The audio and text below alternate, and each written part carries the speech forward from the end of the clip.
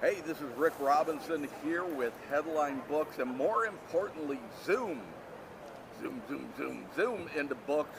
We are here at the American Library Association talking to some wonderful independent authors. You know, Zoom into books is in fact the preeminent place for you to go on the internet to listen to talks from authors about what it is they're writing and what they're putting out in the space.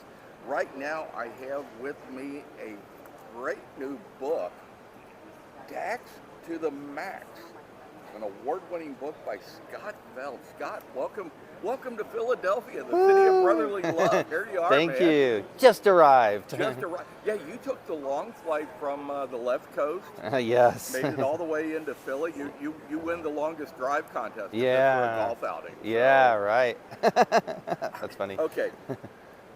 I love the title because it catches your eye, but what is Dax to the Max all about? So Dax to the Max is a kid's confidence book. It's an empowerment book. The subtitle is Blah Blah Blobs versus Power Pods. Dax, a typical kid, is having some stinking thinking, negative self-talk. It creates these imaginary creatures called Blah Blah Blobs. They get in the way of you doing what you want to do. But luckily for Dax, his inner superpower showed up in his dreams. His name is Max, and Max shows Dax how to power think. And when you power think, you create power pods, and power pods are the only thing strong enough to take out the blah, blah, blobs, so you can go do what you want to do. Okay, I obviously need to read this book because I get blah, blah, blah We all do. day. Every time I'm working on something, I do. But it's an interesting concept from the standpoint of, you know, you and I grew up in an era where they talk about kids having imaginary friends, and you're now empowering the imaginary friend. What inspired you to write this one? So my son is Dax. Okay. And he's 9 now. This is my second book. My first book also, Dax to the Max, Imagination, was my first one. He was 5. I had studied personal development for a very long time, and I'd worked with kids for a very long time. And I realized what I was learning in the personal development space, I wish I had had it as a kid.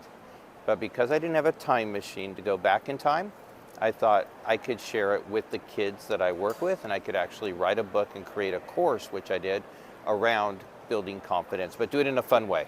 So you've written a course. Yeah. To go with it. That's Yeah. fantastic. Tell me about the course. So if I'm a librarian, a teacher, and I want to get this book, tell me about what the course entails. Yeah, the course is called The Keys to Unlock Your Inner Superpowers, and it's play-based, science-backed. Basically, we use different props, toys, and activities, games, challenges to show kids the proper way, I don't want to say the proper way, the best way to think so that they can achieve their goals and not be held back by fear and doubt and worry. So for instance, when they do the course, they might use Play-Doh to spark imagination. You look at Play-Doh, it's just a ball, and then you start thinking, what do I want to make of it? And you make something of it by taking action. So I share with them that you can have a thought of something you'd like to accomplish, and you can get into action and start making it happen. So you can see the play-based, but the science-backed as an example. Okay, on my shopping list when I get home, go on Amazon and order Play-Doh because the blah blah blobs are really starting to resonate with me on this whole thing. We can help you with Play-Doh. Yeah, Play-Doh is the answer to everything. So, what kind of reaction do you get from the kids when they go to this? I'm kind of curious. You know, as all my kids are adults at this point, but they have their own kids now. They're number ones. They haven't gotten to the point where they're going to be reading yet. But how do the kids react to this? Yeah, well, they tend to love it. I did a lot of testing on it. I did it live a lot at schools that I knew in San Diego, where I'm from, and then I did a recorded version. And I tested the recorded version with kids in different states, even different countries, asked them to be my business partners, which meant go through the course, get everything out of it, but also tell me, is there anything missing or wrong with it you're not getting? And so they did that, and then I put a final recording up. So now I can do it live. I have a recorded version. I can do it virtual, and they love it. I mean, they say that they're getting, more confidence. They now know what to do. They now know how to go for and achieve a goal. They now know they don't have to know everything to get started. They know what to do when fear and doubt and worry creeps in. So they love it, and the parents love it, of course, too. We're here in the city of brotherly love at the American Library Association, and this is, of course, Zoom into Books. But my question is, with the librarians here, they do a lot of summer programs, things like that. Do you have librarians who are interested in this to put this into their programming? My experience so far has been getting into public schools has been a little bit tricky. I don't have very many ends. Private schools and charter schools, I have been able to do some of it, and the librarians are usually one of the contact points. We love our librarians. They're the best. The American Library Association. They love it, especially, and I like the idea of this book of that in the end, what it is to not only, you talk about empowering the mind of the child, but aren't we also actually, through this book, expanding the breadth and depth of this child? Of course. Personality, and it's more than just a program. Yeah, no, absolutely. I mean, part of it is the ingredients that make up me. It's the very first question we ask is, who am I? What ingredients make up me? Meaning characteristics. But we compare it to an ice cream sundae, and what are the best ingredients that would make an ice cream sundae? What are the necessary ones? Ice cream, of course. Chocolate sauce, I would think. Other ones are add-ons, but help it taste better. But there's other stuff that you don't need for an ice cream sundae. You might need it for a salad. That would be good, or something else. And so they really get to match up kind of what they want, what they imagine. They direct their imagination, but don't control it to things that they would like to be, do, or have. And then they go check their ingredients, and they see, do they have the ingredients that it would take to get that, the characteristics? If not, they're shown how to go to the supermarket of life and they can fill their refrigerator, which means if they needed more confidence for something, then they could go do little things that are a little bit scary, not the big scary, a little scary, and that will build up confidence. Otherwise, go to the store and fill up their fridge with more confidence. I'm reminded, I guess, of when my middle son was a kid and we were moving. And you're trying to put everything into the boxes and trying to get everything stuck in. And I told him, I just gave him a box and I said, put your important stuff in here.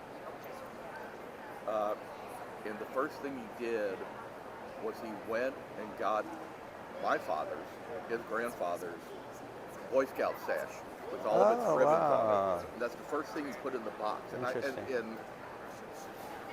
that was a total, my father had given it to him. He was in the Cub Scouts at the time. But that was the most important thing in his life. And I guess this whole thing about figuring out, asking the ingredients, it's going to be different for every kid. It's going to be different for every kid. And it's going to surprise the parents, right? It is going to surprise the parents, but what it does is it gets the thought process working.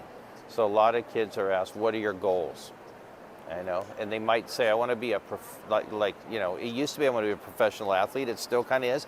A lot of times now it's I want to be a YouTuber, to be honest. But it's okay because we don't really care that much about what it is, especially if they're 7, 8, or 9. They're dreaming, and that's good. What we want them to do is get into action and see what it might take to become that thing they want to become. Because they grow in the journey, they grow in the process. And that may not be the ultimate end or the ultimate place that they land, or it might be. There are YouTubers, there are professional athletes, why not them? So yeah, actually you say that because again, my middle son that we're talking about here ends up with some inspiration from my father of actually becoming what he wanted to do, and that is an actor. So awesome. The more we're talking about this, the more I love the concept of this book, and so you're in schools, but where would a parent go to get a copy of this book? So a copy of this book is probably either on barnesandnoble.com or Amazon, of course. It's in both of those places. Also, confidenceinkids.com is another place they can go get a book from me. So that's your website. Yeah. Confidenceinkids.com. Yeah. the book. Hold it up here. You've got a couple of awards on this. Look I at do. that. Yeah. So this is a great book. The more I talk to you, the more I'm going to sneak a copy off the table and take it home with Awesome. me and give to my kids I and my love kids it. that are now having kids. Scott, thank you for being My with us. We pleasure. appreciate the time you are spending here in Zoom into books. The 2025 edition of the American Library Association here in the city of brotherly love, Philadelphia, PA. Scott, thanks for joining us. Thank you.